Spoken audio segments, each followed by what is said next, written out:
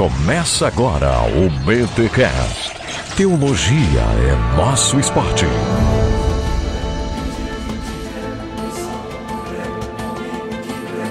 Muito bem. Começa mais um BTcast de número 267. Eu sou o Rodrigo Bibo e hoje nós vamos misturar teologia com o Senhor dos Anéis, né? Que vai ser a política das duas torres, não é? Mas... Eita, nós. Aqui é o Alex e hoje vamos falar de autoridades seculares. Aqui é o William Ertal e o reino de Deus está no meio de vós. O reino de deuses? Não peguei. Não. Muito bom. Gente, especial da Reforma, como você sabe, já é tradição aqui em bibotalk.com, no mês da Reforma Protestante, nós falarmos de assuntos ligados diretamente à Reforma. E acredite, tem muita coisa ainda para falar. E nesse mês a gente resolveu, já que estamos em ano de eleição, por que não falarmos da política, a questão política a partir do reformador alemão. E claro, para isso a gente trouxe aqui o nosso alemão de sunga, que escreveu sobre o tema e vai nos conduzir aí pelos caminhos, pelos bastidores e essa política das duas torres, não, agora eu tô com o negócio aí, cara, dos dois reinos em Lutero. Fica com a gente, mas antes, os recadinhos da Alcova Real. O Will que disse, eu nem sei o que é isso.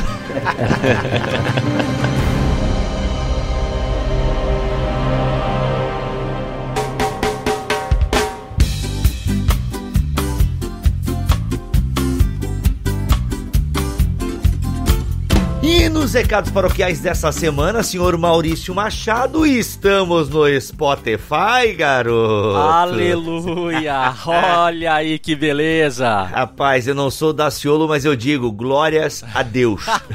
Não, rapaz, a gente tava... Uma galera mudou de servidor, a gente também ia mudar de servidor, mas o Spotify resolveu abrir as porteiras e aceitou todo mundo. É só vir pra dentro. A gente entrou meio que por último aí, o pessoal da casa já estava lá, né?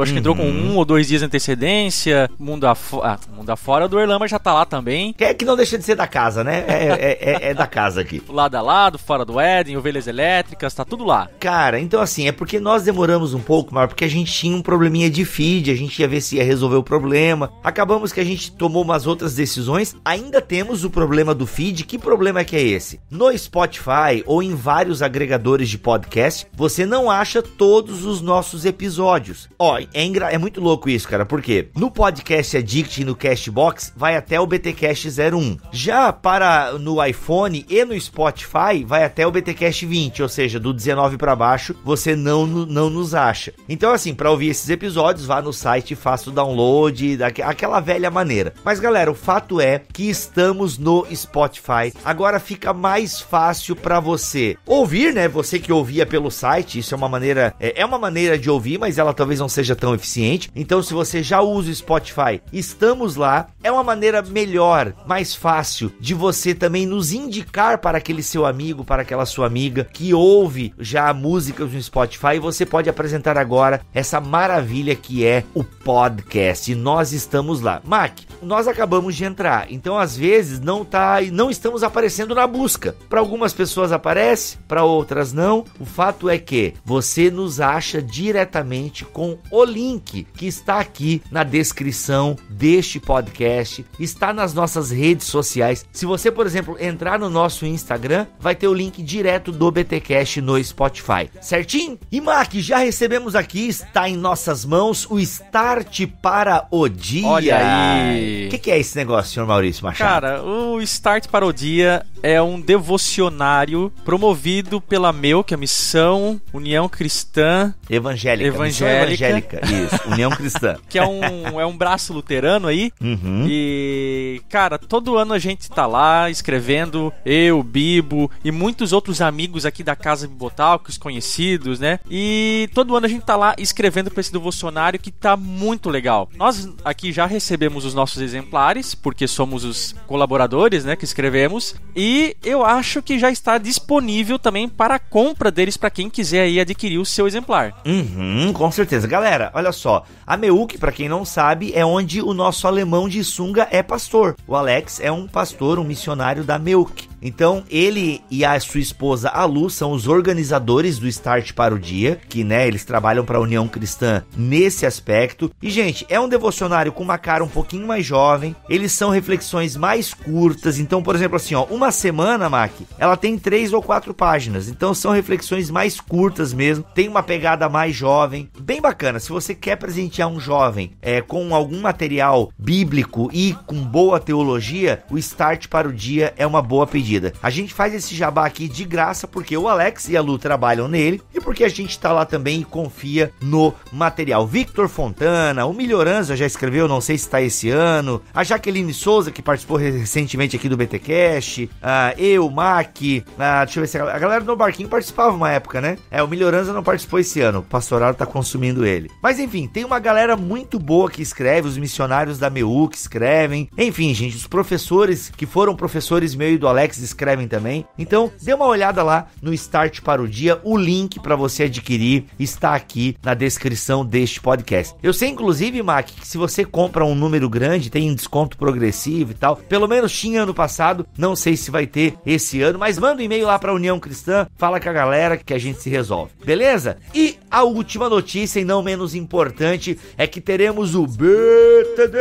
Olha! Rapaz, o BTD vai ter agora dia 27 de outubro, tá? Não vai ter segundo... Mark, será que vai ter segundo turno? Rapaz... Não, a gente tá gravando e não sabe. E aí, velho? Eu acho que não vai ter. Quando esse episódio for ao ar, na terça-feira, o primeiro turno já vai ter encerrado, né? As eleições aí foram domingo passado, da data que você tá ouvindo isso. Então, a gente não sabe quando tá gravando, o que é muito louco.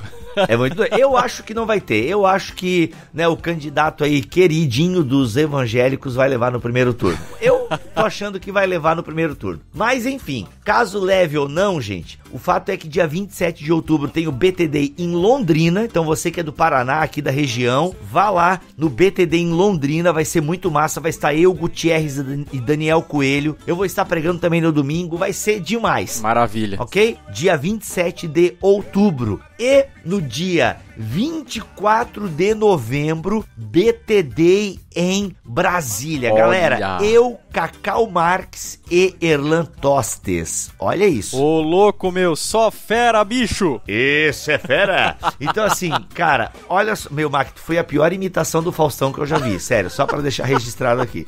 É que a minha é ruim, mas a tua... Cara, eu tenho que te aturar a cantar. Tu não pode falar nada. Tá Deixa bom, eu com as minhas imitações ruins aqui. Tá bom, é verdade esse bilhete. Tá certo.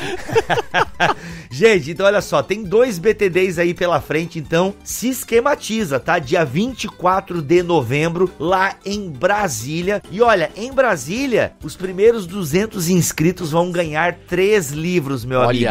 3 livros. Ou seja, só o valor da inscrição você não daria conta de comprar esses 3 livros. Então, vá lá em Brasília que vai ser um momento muito bacana, de muita comunhão, e a gente vai estar por lá também, ok? E Mac, já podemos falar que se Jesus não voltar, teremos o BTD, o oficial, né? Aquele promovido aqui pela casa, no dia 18 de maio de 2019. Caramba, cara. Já marque, olha aí. A gente já tá aí fechando o tema, mas assim, ó, já compre a sua passagem de avião para o dia 18 de maio de 2019 em Campinas, tá? Já se prepare que vai ter BTD. Se Jesus não voltar e nada de ruim acontecer, a gente vai estar por lá, tá bom, gente? É isso. Pra ser bíblico, se Deus quiser e assim permitir. Justamente, é isso mesmo. Thiago tá certíssimo, cara. A gente não passa de vapor. Tá bom, gente? É isso, então vamos pra esse episódio que o alemão de sunga mostra pra nós como é que Lutero lidava com... É que, cara, eu nunca mais vou conseguir chamar o Alex a não ser de alemão de sunga. E até hoje eu lamento por não ter salvo aquela foto. Tu fala alemão de sunga, o pessoal vai achar que ele tá gravando os episódios só de sunga. Ah, mas isso é padrão. Eu gravo, né? Não exatamente de sunga, mas...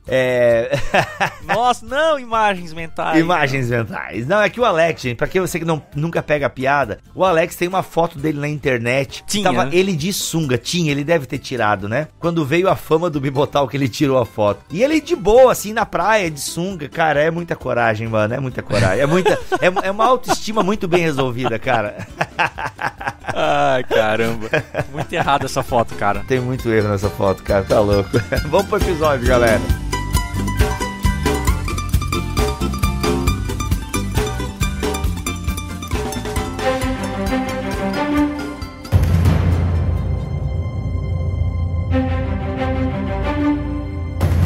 Muito bem, gente, nós não vamos falar aqui sobre a Reforma Protestante, como tudo começou. Nós temos excelentes episódios sobre a Reforma Protestante aqui em bibotalk.com. Inclusive, Alex, episódio sobre Lutero marca a tua chegada aqui no Bibotalk, se eu não estou enganado, não foi? Exatamente. Não, sim, foi o primeiro, ainda convidado a participar para falar de Lutero, né? Olha, eu nunca me esqueço quando eu falei pro Marco, cara, eu posso chamar um amigo meu. E tudo isso, Alex, aconteceu, olha aqui, ó, bastidores pra galera, hein? Porque tu comentava no meu blog Ócio Teológico. Massa. Se tu não comentasse, velho... É verdade, eu acompanhava. É, porque eu ia te esquecer, é normal, a gente esquece da galera. Claro.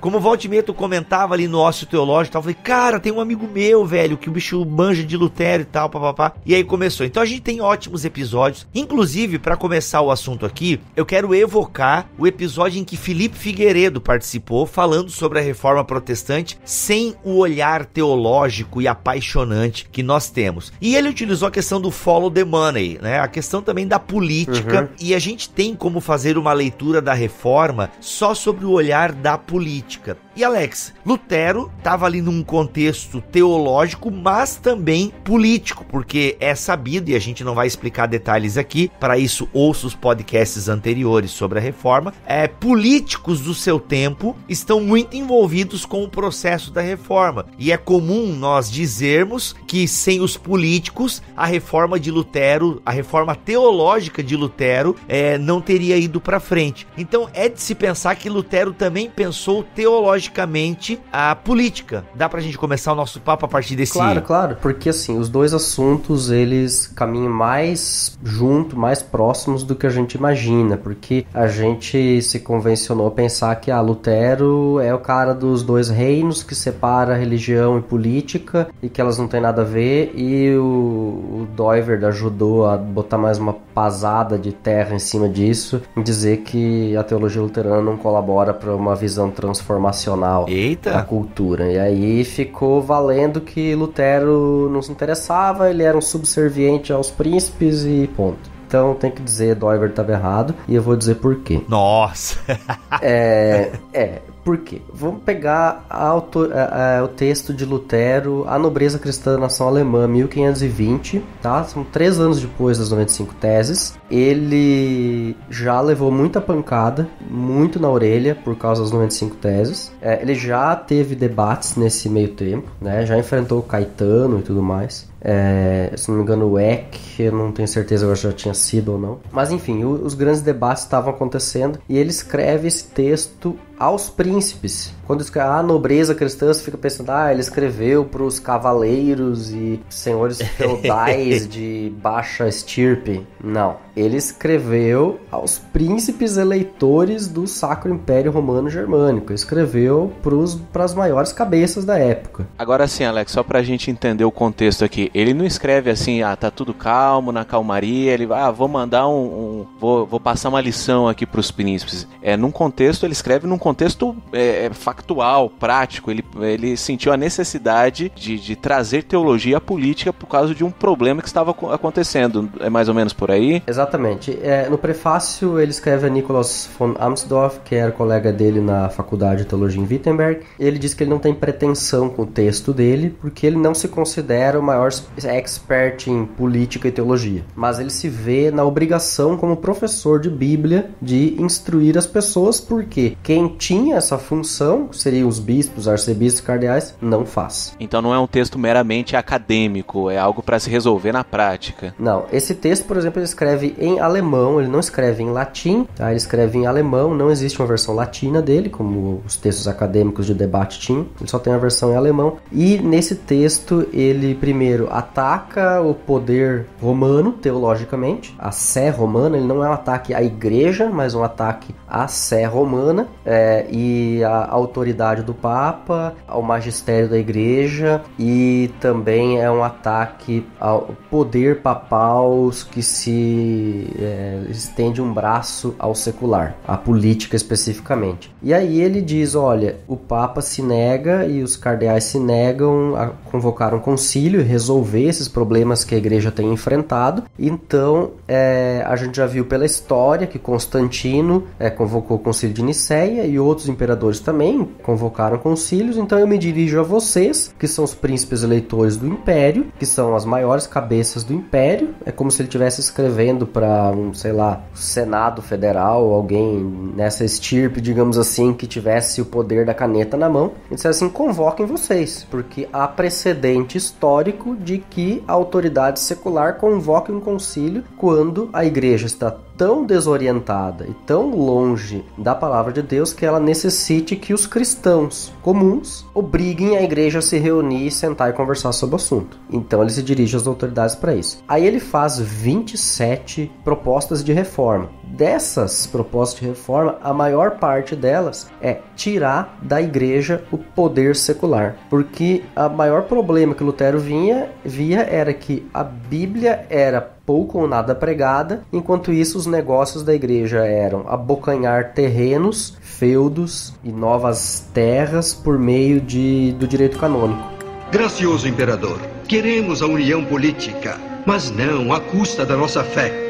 E esse concílio que Lutero sugere que seja convocado, ele acaba sendo convocado pelos príncipes? Não, esse concílio ele acabou nunca acontecendo de fato. Eles chegaram a propor lá depois de Augsburgo alguma coisa, mas o concílio de fato nunca foi convocado, né? Ele só vai ter o concílio de Trento, que daí é uma outra vibe, uma outra história, né? Mas em concílio geral, pacificador e reformador não acontece. Então ali você vê um Lutero chamando as autoridades civis para entrar no debate eclesiástico e para salvaguardar uma coisa bem importante.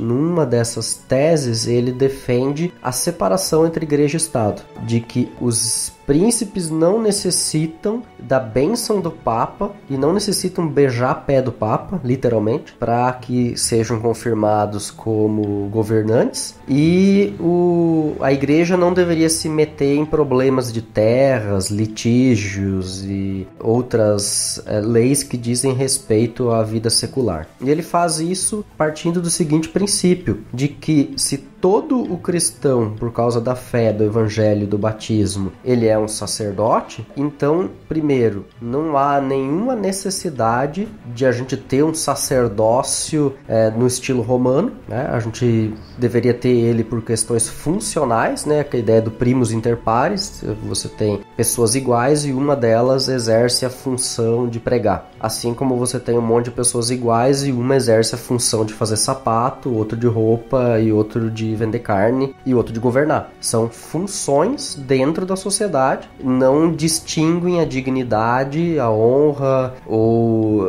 a essência da pessoa, né, que é igual para todos. Alex, agora isso foi uma revolução muito grande para a época, porque hoje é muito fácil a gente falar, a gente consegue identificar muito bem o que é poder político, poder civil, de poder religioso, a gente vê isso com muita clareza. Me parece que antes de Lutero era uma coisa só, não é que eles estavam unidos, não havia a percepção de dois tipos de poderes. Eu não sei se é mais ou menos por aí, mas me parece que foi uma revolução muito grande. Primeiro ele perceber que havia dois tipos de poderes. Ele percebe o seguinte, existiam os estamentos medievais, né? Que era basicamente o estamento dos nobres, que mandavam, o estamento da igreja, que governava o espiritual, digamos assim, e o estamento dos peão, trabalhava. Ô Alex, com estamento tu quer dizer o quê? É o seguinte, seria uma classe social, classe dos ricos governantes, a classe dos religiosos e uma classe dos populares que trabalhavam e não tinham posses. Esse sistema vai colapsar com o fim do feudalismo e Lutero ajuda a dar uma pasada em cima ao dizer que o estamento religioso, né, a classe dos religiosos não tem função de existir porque todas as pessoas cristãs são sacerdotes, então esquece, todos são estamento religioso, todos os cristãos. E aí ele diz a função de cada um, só de que diferencia as pessoas é a função que elas exercem na sociedade. E aí, por exemplo, ele sacerdote é quem é chamado para pregar, não quem é ordenado e que muda alguma coisa na pessoa e tal. Gracioso imperador, queremos a união política, mas não à custa da nossa fé. Essa ideia de Lutero, né, a gente pode chamar de dois reinos, né? Certo. Não lembra lá as duas cidades de Agostinho ou alguma coisa do tipo? Agostinho não faz também uma leitura já meio diferente ou não? O de Agostinho é uma outra pegada, é um outro contexto? Ou o que eu fiz agora não tem nada a ver e a gente vai falar de... Não, tem a ver, sim. Ele tá na gênese do conceito. Por quê? Você tem a autoridade secular, até que ponto se ele deve obediência, em 1523. São 3 anos depois desse texto que eu tô citando agora. E ele ele cresce a partir de uma série de pregações de Lutero. Sobre Romanos 13, sobre 1 Pedro 2, por aí vai. E ele tem como base 2 ideias. A primeira ideia é de Agostinho, da Cidade de Deus, e a segunda ideia é a teoria das espadas medieval. Agora, que explicar ela exatamente, eu nem teria o material aqui para poder explicar exatamente, mas são essas 2 teorias, basicamente, que vêm agora na minha mente. Então, a ideia, o que diferencia os 2 reinos da Cidade de Deus e Cidade dos Homens de Agostinho, é que enquanto para Agostinho ele pensa na Cidade de Deus enquanto uma realidade própria, vamos dizer, as pessoas não têm 2 cidadanias, elas não têm a cidadania de Deus e a cidadania dos homens. Para ele, ou tu tá lá ou tu tá aqui. É exatamente uma dicotomia, Exatamente, né? Uma dicotomia. Enquanto isso, para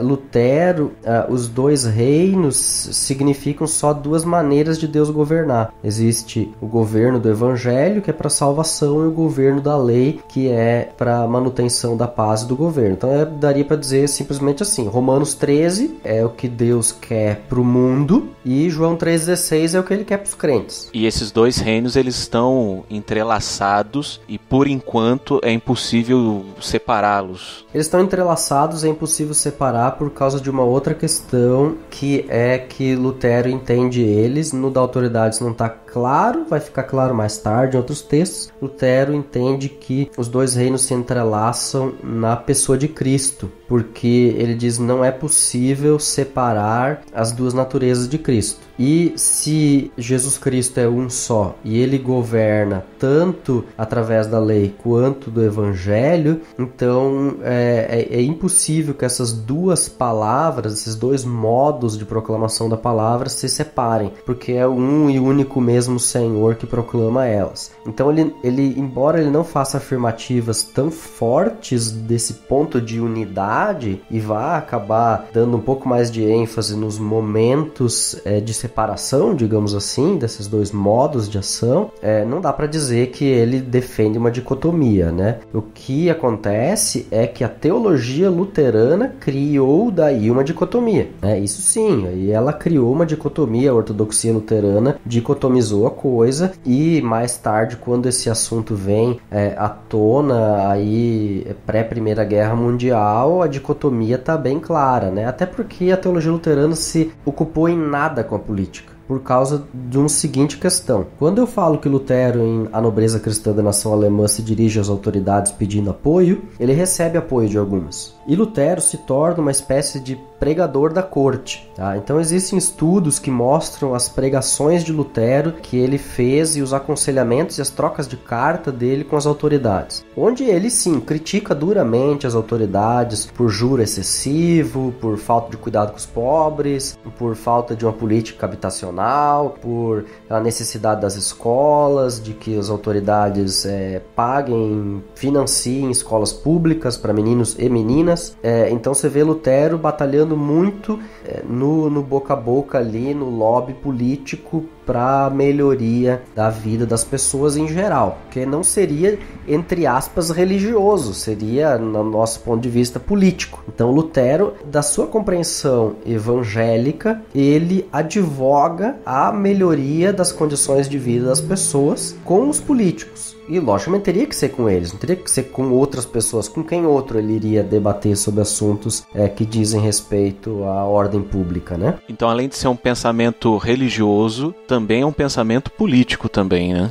Com certeza, né? Com certeza. Então, até bem prático. Por exemplo, em Wittenberg, ele sugere a criação de uma instituição que se chamaria Caixa Comum, e essa Caixa Comum seria composta por dinheiro vindo da caixa de oferta da igreja e dinheiro dos cofres públicos e das pessoas, em geral ricas, que depositariam o dinheiro ali, e seria gerido por um comitê misto de pessoas da igreja, no caso, pastores da igreja, autoridades seculares, vamos dizer, o conselho da cidade, e eles utilizariam esse dinheiro para cuidar das viúvas, dos pobres, dos mendigos, que ele diz que os mendigos têm que ser eliminados, porque isso é uma vergonha, que numa cidade cristã existem mendigos, para que se cuidem dos órfãos, para que se construam casas para as pessoas que não têm como ter uma moradia digna, para que se abram escolas e as mantenham. Então ele faz tudo isso através dessa caixa comum em Wittenberg, né? O que acontece? Acontece que Lutero vai envelhecendo e a sua posição de conselheiro político vai perdendo força. E uma outra época vem chegando, que é a Guerra dos 30 Anos. Com a Guerra dos 30 Anos, a Igreja Luterana se torna extremamente subserviente ao Estado, porque ela foi uma guerra religiosa, né? Partido católico versus partido evangélico por territórios. E ao final dessa guerra, você tem os tratados de paz que estabelecem que cada Estado tem direito a definir a sua religião oficial. Qual é o problema disso? Qual é a conclusão final disso? Você vai ter estados evangélicos e estados católicos. E isso é uma derrota gigantesca do ponto de vista da teologia e da separação igreja-estado e da relação entre a teologia luterana, propriamente dita, e a política, né? Porque a partir daí, bem dizer, quase até os dias de hoje, a teologia luterana, onde a gente conhece, que é países nórdicos e Alemanha, ela está cabrestada na política, né? Que é exatamente o oposto do que o Lutero desejava. Exatamente, o oposto do que o Lutero desejava. O que não acontece na Genebra de Calvino e na França, né? Onde eles foram perseguidos, mas eles conseguiram manter a sua isonomia, né? A sua o quê? Isonomia. Que é o quê? Eu sei que tem mais gente que tá ouvindo, eu tô aqui em nome do povo, os ouvintes do BTcast. Condição de igualdade. Isso, que estão sem, agora não tem como acessar, né? Eles baixaram o podcast, estão ouvindo offline, não tem como acessar o Google agora e digitar o que eu vou fazer agora. Isonomia, que significa o estado dos que são governados pelas mesmas leis, olha aí. Gracioso imperador, queremos a união política, mas não à custa da nossa fé. Alex, deixa eu fazer uma pergunta pra você. Ainda bem que é pro Alex, né? Que se fosse pra mim, eu não sei se eu ia conseguir responder, não.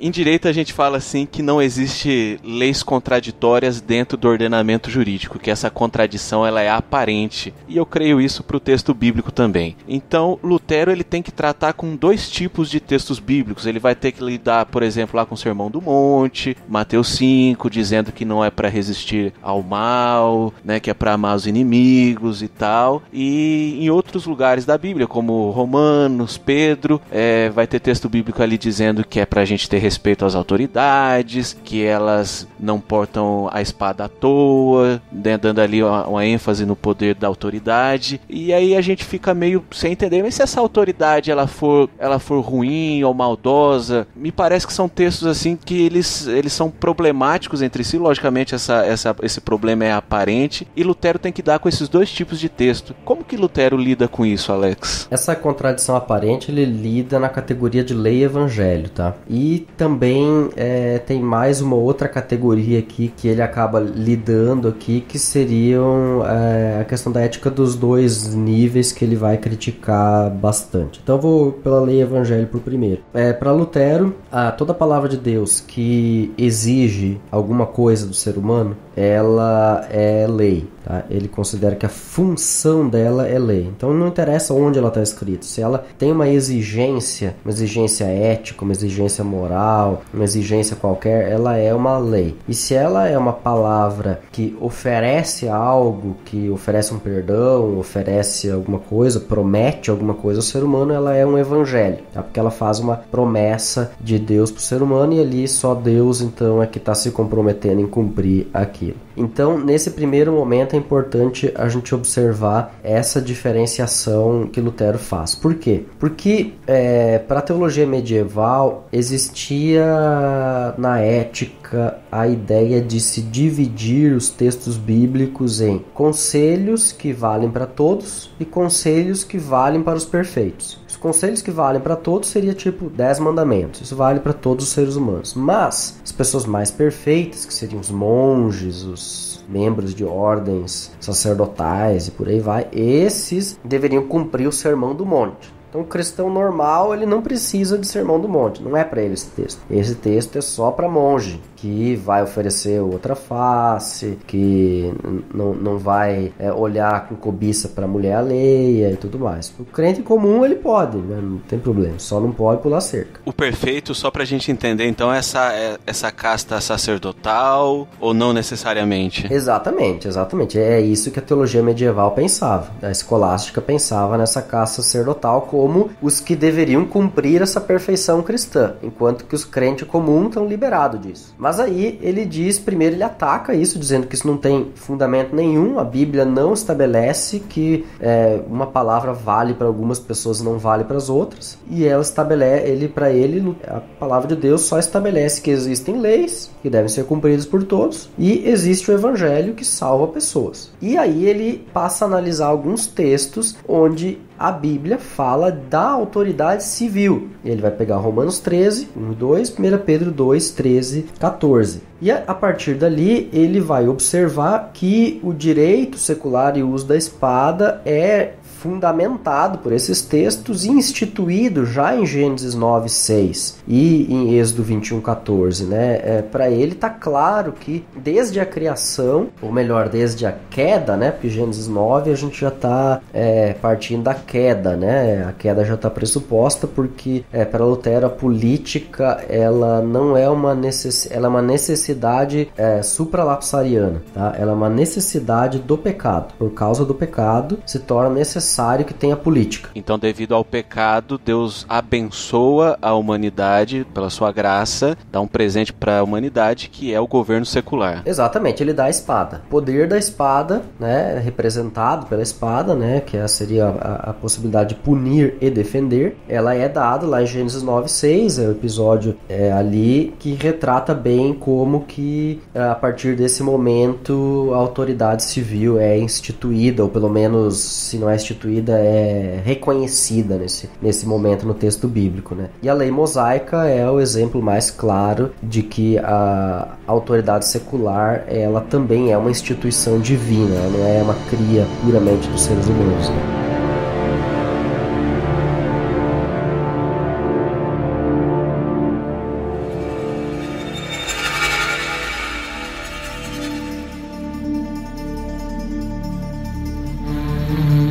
Então todo poder secular, ele é legítimo, pensando por esse lado, ele é legítimo, ainda que não necessariamente ele seja bom, mas ele é legítimo porque é providência divina. Exato, ele é legítimo porque é providência divina. Lutero, ele não vai entrar na questão que para nós é importante de até que ponto a gente deve obediência a um governo que ideologicamente não é conforme nós.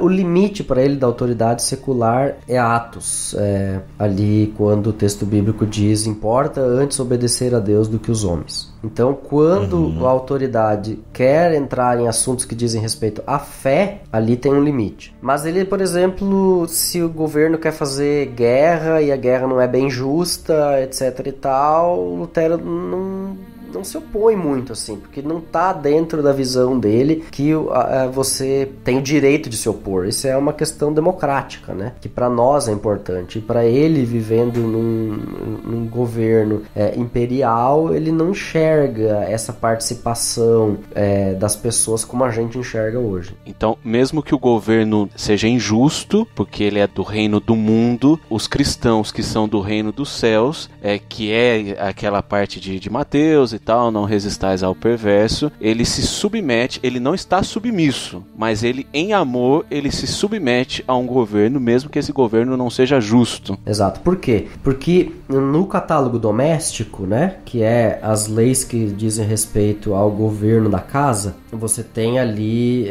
o cuidado um com o outro, não oferece a face, e etc e tal, e ali você é solicitado em amor ao próximo que você haja de forma mais pacífica possível. Só que quando você precisa defender a sua casa contra o mal, então você ativamente você porta a arma, você defende para que as pessoas não sofram injustiça, você ataca o outro para que os seus não sejam massacrados. Você não oferece resistência contra você mesmo, mas por causa dos outros você resiste ao mal. Entende? Lutero faz essa diferenciação. Se alguém quiser te bater, oferece a face. Mas se alguém quiser bater na tua esposa, aí você parte pra cima. Boa.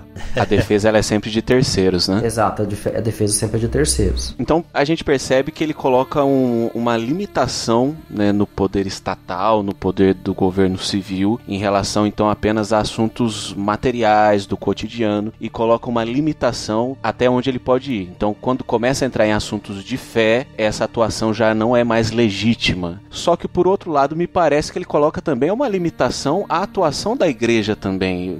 Talvez seja importante a gente conversar sobre isso, porque do mesmo modo que o poder civil está limitado, não entra em assuntos de fé, me parece que é o desejo dele também que a igreja não entre em assuntos civis. Eu entendi corretamente? Essa é a leitura geral que se faz. Por quê? Quando ele diz, olha, existe um reino de Deus e existe um reino dos homens, a ideia que se tem é o seguinte, que é como se fossem duas coisas separadas, tá? Mas como é que ele entende a coisa? O reino de Deus, para ele, significa as pessoas são salvas pelo evangelho e passam a fazer parte desse reino de Deus, que são os verdadeiros crentes, aqueles que obedecem ao Senhor Jesus, aqueles que vivem uma vida através do Espírito Santo, ok? Todas as outras pessoas, inclusive os cristãos, estão no reino dos homens, tá? Porque o reino dos homens não exclui os cristãos, tá? Ele os inclui. Então, o cristão ele está sob dois reinos. Ele é simultaneamente pertencente ao reino de Deus por causa do evangelho da salvação, mas ele também está no reino dos homens porque ele precisa obedecer à lei. E por outro lado, o não cristão faz parte só do reino dos homens. Exatamente, só do reino dos homens. E o cristão está no reino dos homens não por imposição, mas por liberdade, porque ele quer servir ao seu próximo em amor. Por isso ele se autossubmete ao reino dos homens. O que eu percebi é justamente isso, Alex. O cristão, a sua condição é de submisso ao reino dos céus, ao reino de Deus. Exato. Mas ele não está submisso ao reino dos homens. Mas, em amor, ele se submete. Ele não está submisso, mas ele, por vontade própria, ele se submete ao reino dos homens. Exato. Por uma questão de amor ao próximo, ele se submete ao reino dos homens. Por que ele faz isso? Porque existia, nessa época, um movimento que dizia o seguinte: nós vamos separar só os crentes de verdade e nós vamos colocar todo mundo numa cidade, e lá vai ser uma cidade do reino de Deus. E lá vai ser governado pelo evangelho. E Lutero dizia, qual que é o problema disso?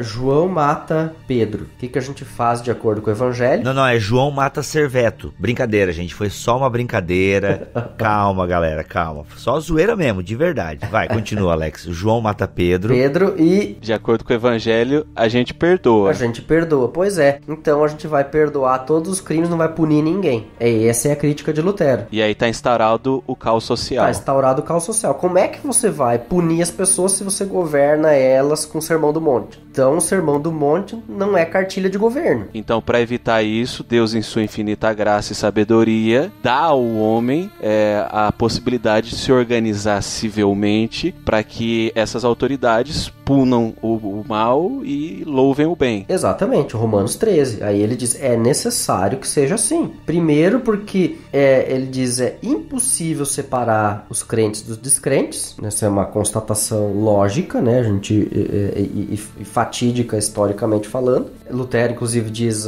que os crentes moram muito longe uns dos outros, então não tem nem como reunir eles, é meio complicado. Os verdadeiros crentes, você não teria como fazer isso, né? Só separar, para que eles vivessem por puro amor. E, além disso, mesmo os verdadeiros crentes são simultaneamente justos e pecadores, então eles vão acabar cometendo pecados e a paz externa que se tanto almeja não vai ser alcançada. E tudo naquela do já e não ainda. Né? Exatamente. Gracioso imperador, queremos a união política, mas não à custa da nossa fé. Ouvindo vocês falar agora, me veio a ideia do Estado Laix, né? Como o William gosta de falar no grupo do Telegram, Estado Laix. E a gente tem em Lutero um embrião do que seria essa separação ou não? A concepção de Estado laico, que começa ali, que ganhou força com a Revolução Francesa, né? Em 1780 e alguma coisa lá. Mentira, gente, eu tô com o Google aberto aqui, eu tô fingindo que... Não, tá aqui, ó, 1789, 1799. O cara quer se pagar. Sacanagem. Aí é sacanagem. Mas eu tava vendo, que vocês falando, eu lembrei do conceito de Estado laico. Eu falei, será que Estado laico é antes de Lutero, depois e tal? E aí eu vi aqui que é um conceito posterior a Lutero. Mas dá pra gente fazer essa leitura anacrônica em Lutero ou não, Bibo? O conceito de Estado laico é bem diferente do que Lutero tá propondo aqui. Como é que dá pra gente fazer pra tu me explicar a minha... Não, é diferente.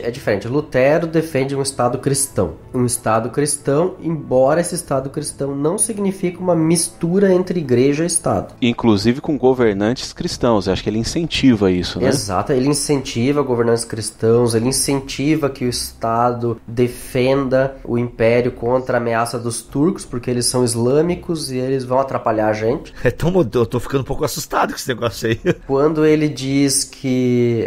quando ele se dirige contra os judeus mais tarde, naquelas cartas absurdas dele, ele se dirige às autoridades dizendo, vocês têm que tocar fogo nos judeus. Então, a visão dele é de um Estado cristão. Inclusive, temos um episódio aqui só sobre Lutero e os judeus, né? Lutero no banco dos réus. Tá, mas então, Alex, explica... Eu sei que tu já explicou, mas eu vou pedir pra tu explicar de novo. O Estado laico, o Estado não tem ligação com a igreja. Basicamente isso. Exato. A religião não deve ter influência nos assuntos de Estado, segundo aqui o Guia do Estudante. Ponto abril. Certo, ok. Mas isso ao mesmo tempo tá parecendo muito com Lutero. Só que ao mesmo tempo Lutero incentiva que tenha governadores cristãos. Talvez aí começa a vir a diferença, certo? É que me parece que Lutero, ele crê num Estado confessional, ele coloca limites sobre o poder dos príncipes. Não, o poder do príncipe é de assuntos materiais, do cotidiano. Mas seria anacrônico dizer que Lutero criou o Estado laico, a separação do Estado e da igreja é anacrônico. Por outro lado, o fato de Lutero conseguir identificar dois tipos de poderes, isso vai ser, na minha opinião, isso vai ser desenvolvido mais adiante e vai gerar hoje o que nós conhecemos como Estado laico e essa separação. Então, é como se fosse um embrião, primeiramente, dessa percepção de dois tipos de poderes. Antes disso, me parece que era tudo muito amalgamado e não havia essa percepção de duas coisas. Perfeito, exatamente. Até Lutero vai exigir princípios, vamos dizer, cristãos no governo, como eu disse, né? O cuidado com os pobres, que não tenha mendigos, que as pessoas recebam a possibilidade de educação, de ir na escola, moradia, etc. São coisas que ele, olhando para a escritura, ele vai dizer, olha, a gente precisa porque a gente ama as pessoas. Jesus mandou a gente amar as pessoas, a gente precisa ajudar elas. Então ele exige isso da autoridade porque ele considera que essa autoridade é um crente, tá? Ele tá dizendo pro príncipe, não porque, isso é competência do Estado. Hoje a gente pensa assim, não, isso é competência do Estado, é prover os bens, blá blá blá e tal, nessa ideia de welfare state. tá? Lutero não tem o welfare state. Lutero, ele olha pro príncipe e diz: príncipe, tu não é crente? Crente ama o próximo. Se você ama o próximo, cuida das viúvas, tá? Essa é a ideia. Agora, por outro lado, Alex, parece que Lutero, ele protegia muito o foro íntimo da pessoa. Então, se ao mesmo tempo o príncipe tinha essa obrigação cristã de gerir bem a comunidade, a sociedade, o Estado, por outro lado, o príncipe, ele não tinha poder sobre o foro íntimo das pessoas. Não poderia haver conversões por decreto de príncipes ou de governantes. Exato. Não pode haver conversão à força. Segundo, os príncipes não deveriam se meter na eleição de pastores e das autoridades eclesiásticas. Isso deveria ser assunto exclusivo da comunidade, onde a autoridade civil é mais um, tá? Ela é igual, nessa hora, ela é igual sapateiro, padeiro, porque isso era praxe, né? Que o príncipe dizia: mas aqui eu quero tal padre, ali eu quero tal, porque ali é o parente, ali é não sei quem. Lutero é veementemente contra essa prática de que só a comunidade deveria eleger o seu pastor. Então, nesse ponto, ele não aceita a ingerência do Estado dentro da igreja, para salvaguardar que o evangelho possa ser pregado com toda a liberdade possível e que não haja por parte do Estado qualquer cerceamento de liberdade na pregação. Gracioso imperador, queremos a união política, mas não à custa da nossa fé. É até uma coisa que o pessoal me pede muito, eu queria voltar, que eu tratei antes, Alex, mas eu não vejo isso na igreja luterana, essa divisão, e ao mesmo tempo essa ideia de que Cristo realmente rege todas as esferas da vida, inclusive do político. Parece que a igreja luterana é meio alheia à política. A gente podia ver isso lá com o nazismo, onde os luteranos estavam cagando literalmente pro que Hitler fazia, e uma e outra exceção. Palavra feia, irmão. Pois é. Pô, ouvintes, eu quero pedir desculpa, é que o Alex, ele tá muito tempo sem gravar BTQ. Vocabulário de Lutero, cara. Boa. Se saiu bem, rapaz. Se saiu bem. Então, os cristões estavam, né? Se lixando, pouco se importando, fazendo pouco caso dos assuntos políticos, né? E haviam defesas teológicas disso, inclusive, na época do nazismo, de pessoas dizendo realmente nós, com base em Lutero, não precisamos nos preocupar com isso, né? E aí vem Bonhoeffer, Karl Barth, todo esse pessoal vai dizer que a teologia luterana é avessa política, não se interessa por política, isso é culpa do Lutero. E aí volta naquela do Doivert que eu falei ali no começo. E eles têm razão na crítica dele quando eles criticam a igreja luterana e a teologia luterana como produto que a gente tem hoje, tá? Porque a gente não seguiu Lutero, a gente não desenvolveu adiante as ideias dele, a gente ficou com simplesmente alguns conceitos, como a ideia dos dois reinos, sem desenvolver as interconexões dele, aquilo que a gente falou antes, né? Do Lutero olhar para o Estado e dizer: poxa, mas a gente precisa, por amor às pessoas, fazer isso, aquilo. A gente precisa olhar, é a vontade de Deus que as pessoas tenham isso, aquilo. Então a gente não olhou para essa realidade, a gente ficou focado numa estrutura de pensamento e ignorou o resto. Isso porque, como eu expliquei antes, depois da Guerra dos 30 anos, a igreja luterana ficou debaixo do poder do Estado, né? E tudo aquilo que Lutero defendeu, a eleição dos pastores pela comunidade, uma espécie quase de congregacionalismo, isso tudo foi por água abaixo. A igreja luterana virou uma cópia das dioceses católicas, com bispos regendo e consistórios e supervisores definindo quem seriam os responsáveis pelas comunidades e com o Estado pagando a conta, né? Infelizmente, a gente não viu a teologia de Lutero sendo desenvolvida de forma positiva e por isso a gente tem que aceitar as críticas dos irmãos reformados, porque realmente não aconteceu. O que Lutero fazia a gente não repetiu, tá? Mas não significa que a gente não possa aprender coisas positivas de Lutero que valem também para nós hoje e que podem contribuir para a nossa sociedade, para a maneira com que a igreja se relaciona com a política. Gracioso imperador, queremos a união política, mas não à custa da nossa fé.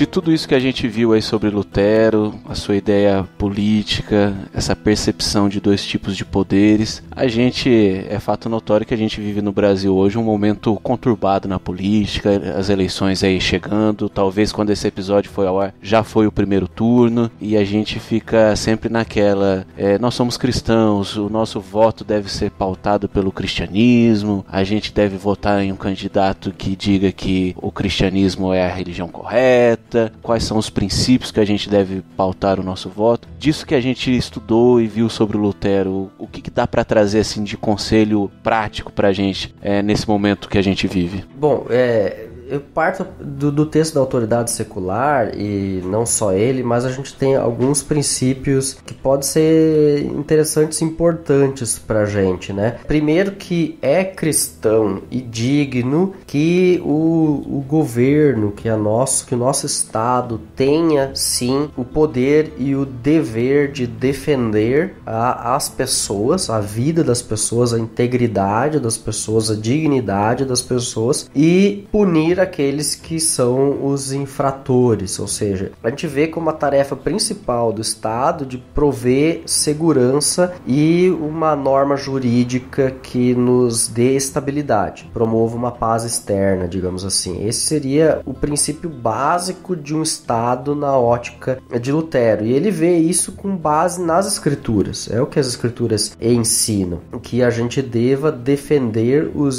cidadãos nunca por interesse próprio, mas sempre por amor ao próximo. Essa seria a justificativa cristã para isso. Como é que nós, então, cristãos, vamos nos portar diante do quadro que a gente tem hoje? Temos eleições, temos polarização, temos uma quase falta de total perspectiva de um futuro melhor. Eu diria, primeiro, a nossa esperança não está no governo que será eleito, mas no Senhor.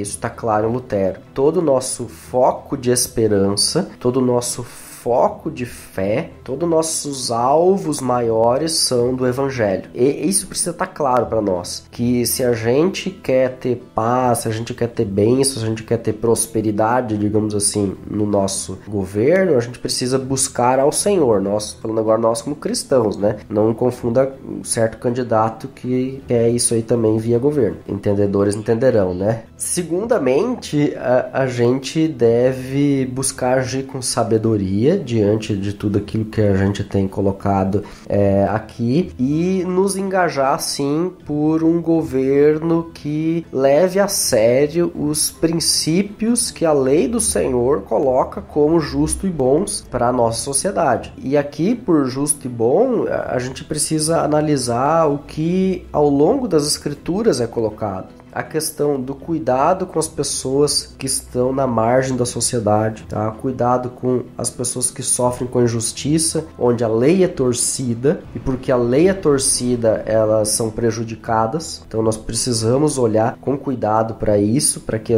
o ordenamento jurídico seja respeitado e a lei seja cumprida, né? Precisamos ativamente nos colocar por essa questão. A gente precisa olhar para as causas da sociedade maiores, para aquilo que a injustiça tem feito na sociedade, e aí a gente tem pensado nos pobres, nas pessoas que têm menos chances de vida, de vida digna, que a gente também se coloque ao lado delas. E a gente passe a colaborar com a sociedade de modo geral na busca por soluções. Nem só jogando nas costas do Estado a responsabilidade, e nem só dizendo isso é problema da igreja e a gente vai fazer as nossas obras caridosas de misericórdia, porque é o que Jesus mandou. A gente pode e deve sim usar da razão pública, da nossa racionalidade, e Lutero vai defender isso em outros textos, de que Deus nos deu a racionalidade como capacidade para transformar aquilo que a gente entende da lei de Deus em princípios válidos para toda a sociedade, de forma que a gente consiga construir algo positivo na sociedade.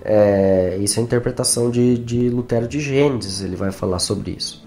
Então é necessário que a gente se engaje ativamente na sociedade por um diálogo maior, por uma construção de um Estado que se preocupe com o bem-estar comum, não só com o meu bem-estar. Acho que esse é um problema hoje. Como a gente viveu um Estado que foi muito paternalista por conta de anos de um governo mais à esquerda, a gente tem a tendência hoje de querer um governo que se tire, vamos dizer, que se diminua para que ele não ataque os direitos individuais das pessoas, mas com isso a gente está se negando ao diálogo e à conversa e à participação pública na construção de um Estado que colabore, de diversos atores, como as igrejas, que colaborem com o Estado e com os outros atores da sociedade na construção de algo que seja benéfico, porque, gente, a racionalidade é dádiva divina e ela é criada pelo Senhor e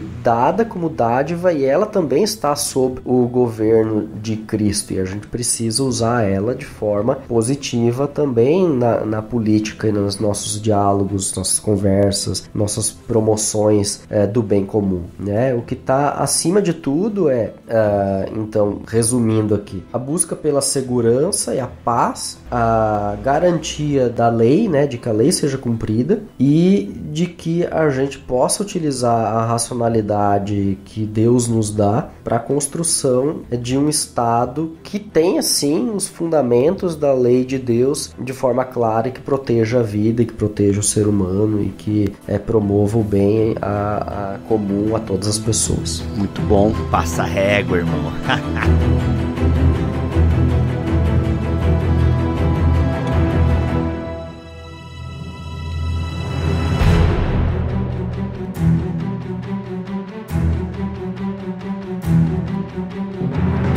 Gente, é isso. Se você quer mais detalhes, né? O Alex falou aqui, ele deu um en passant. Tem um artigo que o Alex escreveu que está em PDF aqui num site. Deixa eu ver aqui direitinho. Eu fechei tudo já.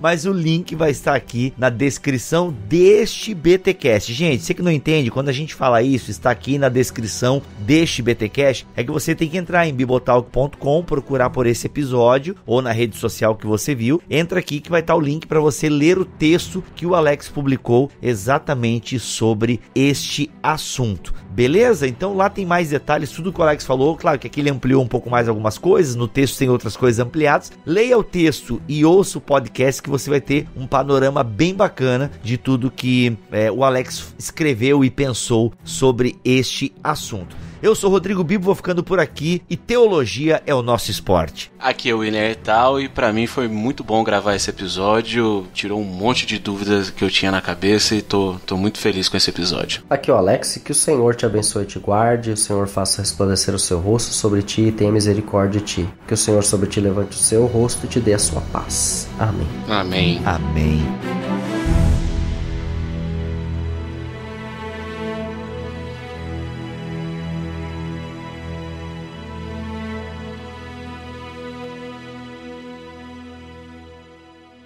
Este podcast foi editado por Mac Bibotalk Produções. Produções. Produções. Produções. Produções. Produções.